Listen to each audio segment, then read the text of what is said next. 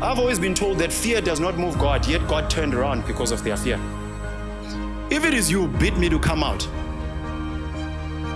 And as soon as Peter heard, come, my sheep know my, he identified him in his voice, because he spent so much time with Jesus that he knew the voice of Jesus Christ. All God needs from you is for you to cry out. This was not a cry of faith, this was a cry of fear. That in the midst of a storm, there's a ghost. And maybe it's also good to talk about that, because you can't box God to your idea of what he should be like.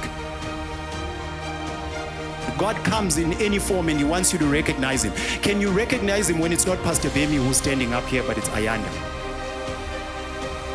Can you be able to hear that this is the response that I was waiting for? Are you able to hear God when the praise and worship is beginning? Are you able to hear God when the volunteers groups are praying in the morning? Are you able to hear your response? But because you don't like how he's packaged, you can't even receive the answer that you needed. And I'm here to say that you can't keep God to one form. It is possible today that he's going to move as a dove, but tomorrow as water, and to the next day fire. Can you still identify and be able to be sensitive enough to know that it's still God? So he says, do not be discouraged, it is I, Peter, again.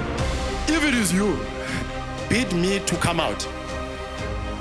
We're so bold in our proclamations, Pastor Ruth, but we are so not quick to identify that Peter prayed an if prayer, because we think God does not answer the if prayers. He wasn't certain. I need you to spend so much time with Jesus Christ that your if moves to, I know that voice. How many of you can be confident to say, when Jesus calls you, you know it's Jesus? And that only comes from spending time with him. Now I'm past the idea of coming to serve. I'm coming to serve from a place of intimacy, where people will know beyond knowing that this one was spending time with God. We spoke about it last week that Peter came out.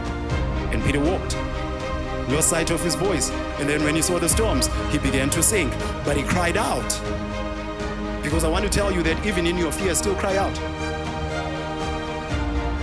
For Jesus to have been able to just pull him out, even when he's lost sight of Jesus' word, did not mean Jesus was far away. It meant Jesus was still here to be able to go like this. And he was not going to allow him to leave and walk away in shame. That Peter walked out of the boat, but what you probably have not heard is that Peter also walked back. Verse 51 first says this, then he climbed into the boat with them, and the wind died down. They were completely amazed, for they had not understood about the loaves. There were 20,000 people that I fed a few hours ago. And then I gave you 12 baskets full, meaning one for each person. Because God is not going to give me Ayanda's testimony. God is going to give me my own testimony. And God is saying, your hearts are so hardened towards me that you've forgotten what I did a few hours ago.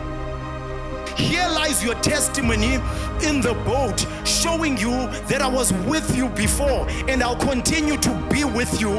What makes you think that you are going to fail now, or I'm going to fail you now in this moment?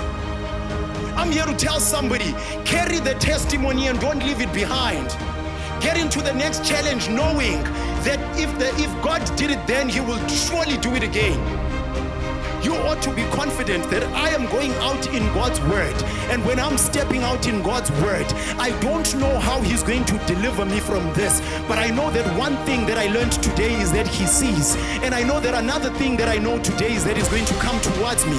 And I know another thing that is going to happen is that he's saying, look at what I did, and take courage in that. I am confident that there's a God who's about to move for you in this one. I don't know what storms you find yourselves in, my brothers and sisters, but I'm saying, Jesus said, do not leave those baskets, put them in the boat and go with them. Do not leave those testimonies. Remember those testimonies and know beyond knowing that this too shall pass.